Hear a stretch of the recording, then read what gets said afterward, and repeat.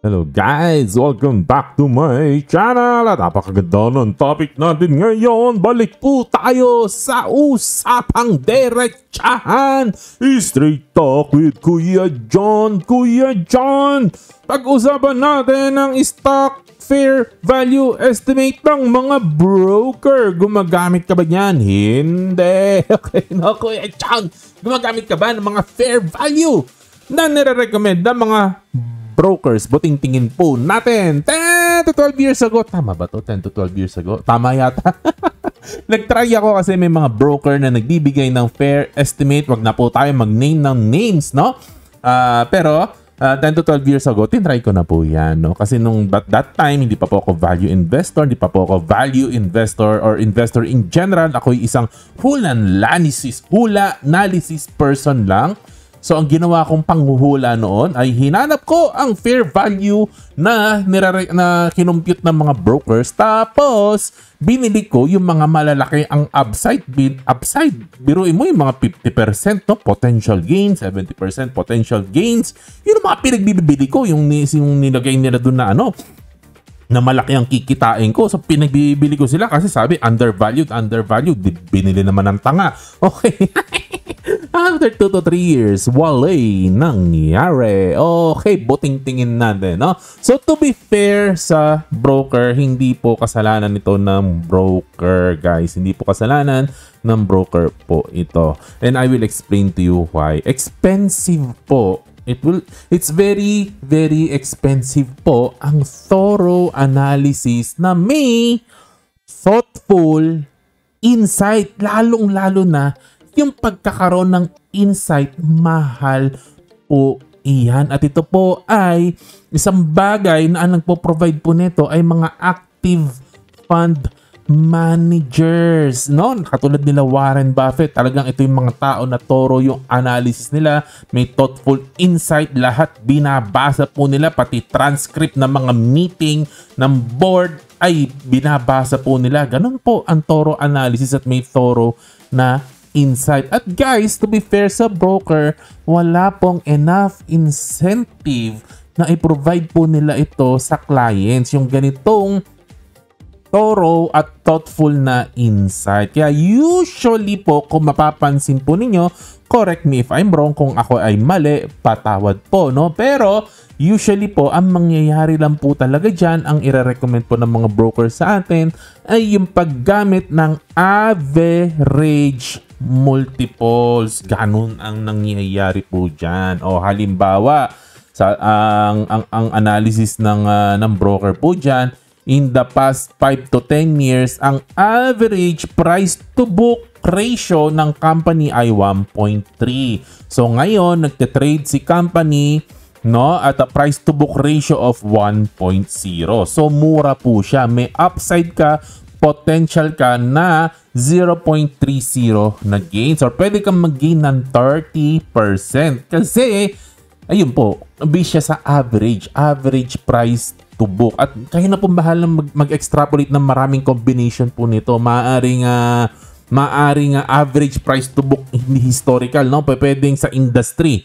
Pwede rin pong gano'n, no? But anyways, ganun po ang nangyari po dyan. Average yung past few years. Pwede rin pong PE ratio. Halimbawa, ilalagay doon, no? Ang average PE ratio ng company na to, ng stock na to ay 18. And today, it is trading at around 13. So, may upside ka na maganda na naman. Kasi babalik siya sa average na 18.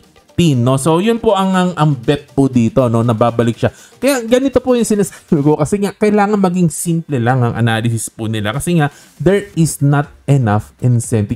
Kaya na po ang magtingin ko na agree po kayo sa akin o hindi. But anyways, I'm not naming names po, ha? Ayan. So, ano ang problem sa ganitong approach? Bakit hindi natin pwedeng pagkatiwalaan ng ganitong mga average na ito, no? Okay, kasi po, hindi po nito ina-account kung nagbago na ba ang negosyo. Baka po kasi nagbago na ang direksyon, ang ihip ng hangin ng negosyo. Ayun. Baka po kasi in the past, kaya po siya nag-average ang PE ratio ng 18. Kaya siya nag-average ang price to book na mataas, 1.3, 1.5, 2.0, ganyan, no? Kasi nag-i-improve ang business niya in the past. Pero what if presently in the past year, in the past 2 years, ay bumabagsak ang negosyo, humihina, at wala po tayo makitang indication ng recovery? Paano po yan? Baka po hindi siya bumalik sa average. Ayun. Ano pa? May possibility rin po na in the past ay talaga pong naglinger ang company po na yan sa mahal o mataas na valuation. At recently natauhan na po ang mga investor at na-realize po nila na overvalued siya. At tapos hindi na sila willing na bilhin sa dating mataas na presyo. Naintindihan po ba natin, no? Malinaw po ba? Ayun, no? Ano pa ba? Ayun, baka po in the past na hype lang siya at sobrang naging excited lang, no, ang mga traders, ang mga investor, no? Ayan, pero biglang ayun nagbago ang ihip ng hangin, no? And then ayun, wala na tayong makitang sign ng excitement in the foreseeable future na magdadrive ng liquidity at saka ng prices pataas. Ayun. So be careful po, guys, no? Another thing, ang ganitong mga estimates po ng brokers, it may not be based on thoughtful understanding of the business. Kailangan po kasi ina-understand, is just not based on numbers and numbers alone. Again, hindi ko po sinasabi na hindi nila ginawa ang thorough analysis. They might, maring ginawa po nila. Ang sinasabi ko lang po, there is not enough incentive. There might not be enough incentive for them to do so. Yan, no? Kasi po, stock investing needs a lot of thoughtful analysis, no? How much do you know about the industry, about the particular business, no? Are you confident you can predict the future fundamentals of the company? Yun po Hindi lang po yung past, hindi lang po yung present, yung future. Ayun, gaano po, no, ka-confident tayo sa mangyayari sa future? Will this investment be a value trap? That is another question. So, yung mga insight po na yan, ang hirap po magkaroon po niyan. Even the great Warren Buffett, it took him a lot of years bago niya ma-realize na maganda pala ang Apple. Kasi in the past, akala niya Apple is a technology stock. Hindi niya alam consumer ang Apple. So, na-late po siya, no? Late na po niya na-realize po yan. So, yun po yung understanding po, yung insight Hindi naman bigla-bigla po yan, no? It requires thoughtful thinking, thoughtful analysis. Again, that they may not have the incentive to do so, no? Again, another thing, it may also translate to website. Hindi lang po broker ang pinag-uusapan po natin, no? Maaring website din po, no? Lalo na po pag ang hinahanapan natin ng fair value ay yung mga international na website, no?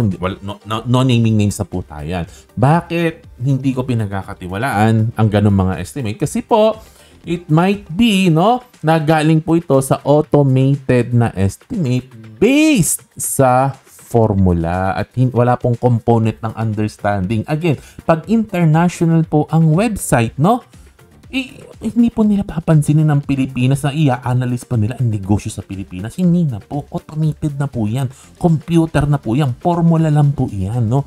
Sa aking palagay, yun ang nangyari. Although hindi po 100% sure. Pero ako po, no, ang feeling ko po, most likely, ganun po ang mangyayari. Ayan, no? Pero yung automated formula, pwede pong mag-work po yan. Pwedeng mag-work, no?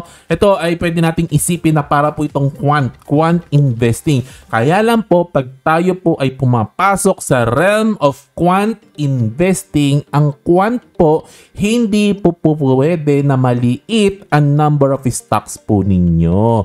No, yung mga nets po dyan, yung mga magic formula, kung ano-ano pa mga quant, no, na may specific metric ang hinahanap, kailangan po dyan diversified. 20 stocks, 30 stocks, or more pa nga, at least 30 pa nga no, usually sa iba, yun ang ginagawa na at least 30 stocks, kasi ganun po ang nature ng quant, no. Ayan, so mahabang usapan po itong quant po na ito, no, pero usually po pag quant, Hindi po pwede na 5 stock pababa ang bibilhin po natin. Kailangan maraming stock na ginamitan mo nung ganong metric po. No, sa mga automated formula po ito. Hinapyawan ko lang naman po. Ayun. Lastly, nabiling ko lang po sa inyong lahat. Guys, wala pong magkikare about your investment but you. Kaya nga po usually po no, bihira na po kung nagbibigay na rin ng fair value no, kasi ang gusto ko po no, kayo po mismo you come up with your own opinion, with your own fair value estimate kung ano sa tingin po ninyo tama no, kasi using other people's ideas and estimates can be very dangerous kasi maaaring hindi po accurate po yan no.